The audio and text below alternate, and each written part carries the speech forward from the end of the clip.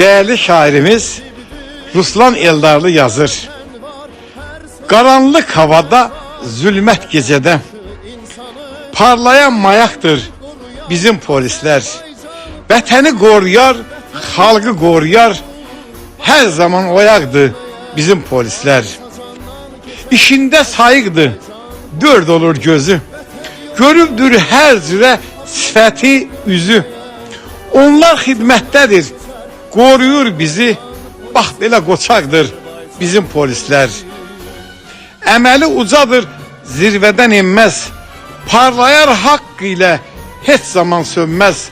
Hakkın yolsudur, yolundan dönmez, pislikten uzakdır bizim polisler.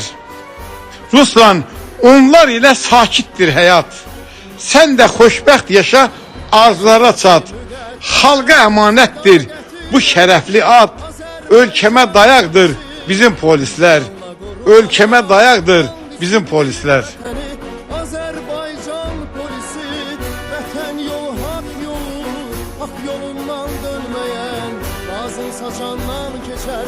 Azerbaycan polisi, vətən yolu, hak yolu, hak yolundan dönmeyen, lazım saçandan keçer. Azerbaycan polisi, Azerbaycan polisi.